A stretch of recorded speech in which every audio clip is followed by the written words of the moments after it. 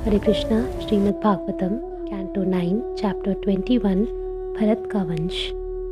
सुखदेव गोस्वामी ने कहा, चूँकि मरुत्कर्ण ने भरद्वाज को लाकर दिया था, इसलिए वह विथत कहलाया।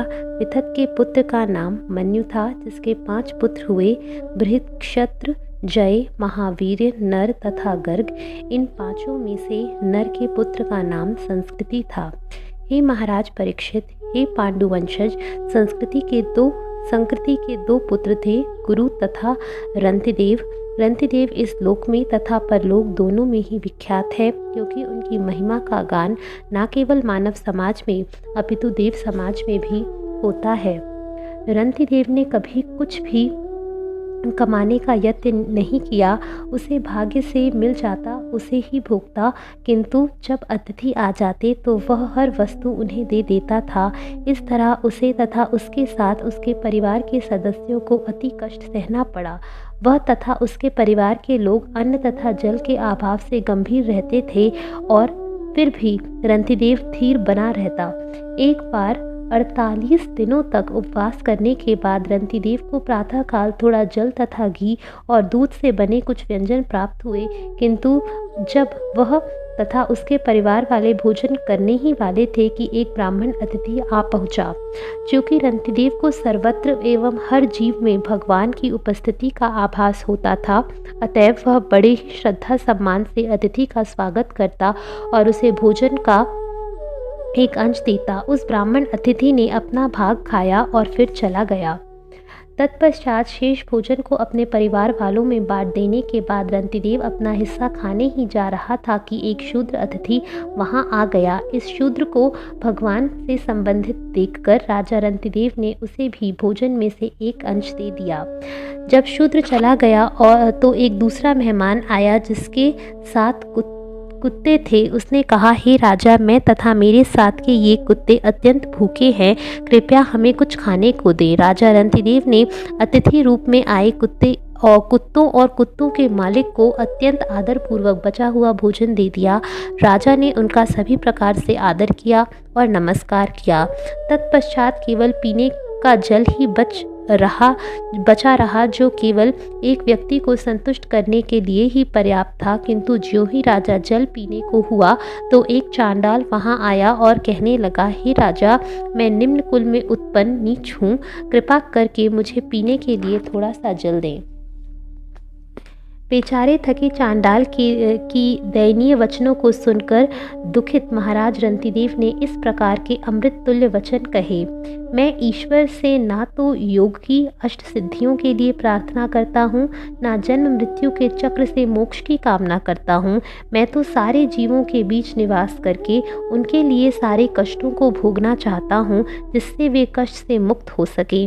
जीवन के लिए संघर्ष करते हुए बेचारे चांडाल की जान बचाने के लिए अपना जल देकर मैं सारी भूख, प्यास, थकान, शरीर कंपन, खिन्नता, क्लेश, संताप तथा मोह से मुक्त हो गया हूँ। इस तरह कहकर प्यास के मारे मरते हुए राजा रंतिदेव ने बिना किसी हिचक के अपने हिस्से का जल चांडाल को दे दिया, क्योंकि राजा स्वभाव से अत्यंत दयालु तथा गंभीर था। तत्पश्चात लोगों को इच्छित फल देकर उनकी सारी भौतिक इच्छाओं को पूरा करने वाले ब्रह्मा जी और शिव जी जैसे देवताओं ने राजा रंतिदेव के समक्ष अपना स्वरूप प्रकट किया, क्योंकि वे ही ब्राह्मण, शूद्र, चांडाल इत्यादि के रूप में उनके पास आए थे। राजा रंतिदेव को देवताओं से किसी प्रकार का भौतिक लाभ प्राप्त करने की कोई आकांक्षा न थी। उसने उन्हें प्रणाम किया, किंतु भगवान विष्णु अर्थात पूर्ण पुरुषोत्तम भगवान वासुदेव से में अनुरक्त होने के कारण उसने अपने मन को भगवान विष्णु के चरण कमलों में स्थिर कर लिया। हे महाराज परीक्षित, चूँकि राजा रंतिदेव शुद्ध भक्त, सदैव कृष्ण भावना भावित तथा पूर्ण रूपेण निष्काम था, अतएव भगवान की माया उसके समक्ष प्रकट नहीं हो सकी। विपरीत इसके माया स्वप्न के समान पूरी तरह नष्ट हो गई। जिन लोगों ने राजा रंतिदेव के सिद्धांतों का पालन किया, उन सबों को उनकी कृपा प्राप्त हुई और वे भगवान नारायण के शुद्ध भक्त बन गए। इस तरह वे सभी श्रेष्ठ योगी बन गए। गर्ग में शिनी नामक पुत्र उत्पन्न हुआ, जिसका पुत्र गार्ग्य हुआ। यद्यपि गार्ग क्षत्रिय था, किंतु उससे ब्राह्मण कुल की उत्पत्ति हुई। महावीर का पुत्र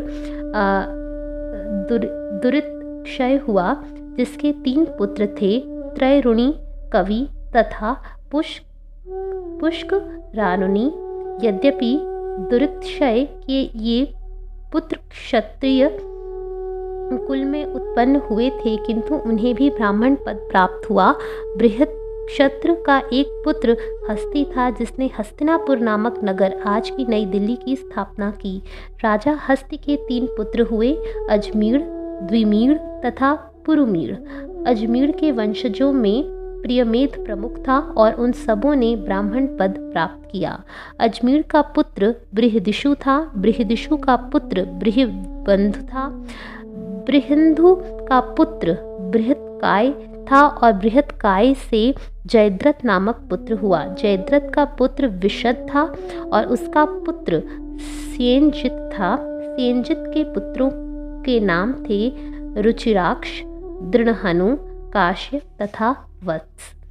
रुचिराक्ष का पुत्र पार था और पार के पुत्र पृथुसेना तथा नीप थे। नीप के 100 पुत्र थे। शुक की पुत्री अर्थात नीप की पत्नी पृथ्वी के गर्भ से राजा नीप के ब्रह्मदत्त नाम का पुत्र उत्पन्न हुआ। ब्रह्मदत्त महान योगी था। उसकी पत्नी सरस्वती के गर्भ से विश्वक्सेन नाम का पुत्र उत्पन्न हुआ।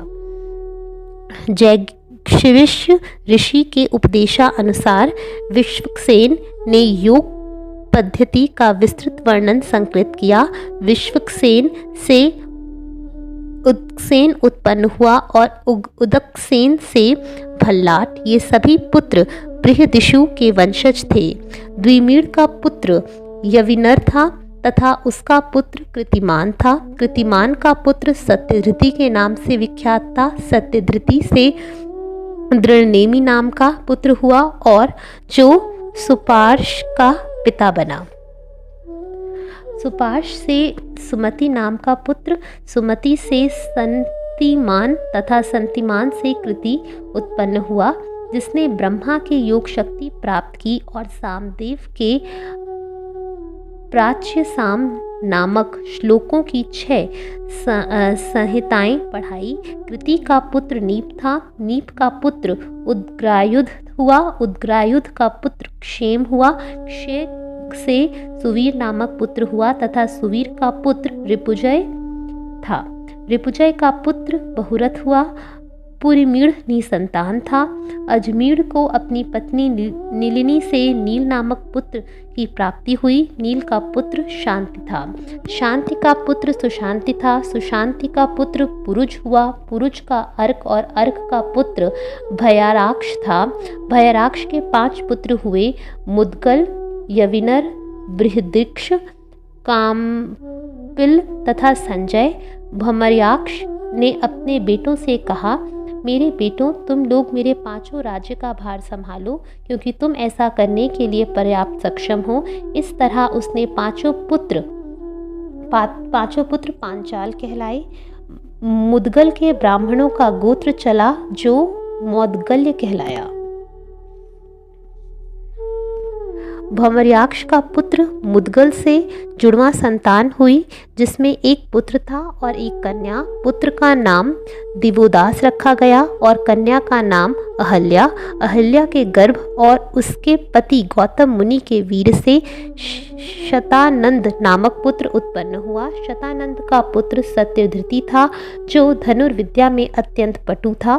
सत्यधृति का पुत्र शरद्वान हुआ। जब शरद्वान की भेंट उर्वशी से हुई तो शर नामक घास के गुच्छे पर उसका वीर्यपात हो गया। इस वीर्य से 2 शुभ शिशु उत्पन्न हुए, जिसमें से एक लड़का तथा दूसरी लड़की थी। जब महाराज शांतनु शिकार करने गए, जो उन्होंने जंगल में जुड़वा शिशुओं को पड़ा देखा, वे दयावश उन्हें अपने घर ले आए। फलस्वरूप बालक कृप नाम से विख्यात हुआ और बालिका का नाम कृपी पड़ा। बाद में कृपी द्रोणाचार्य की पत्नी बनी। हरे कृष्णा।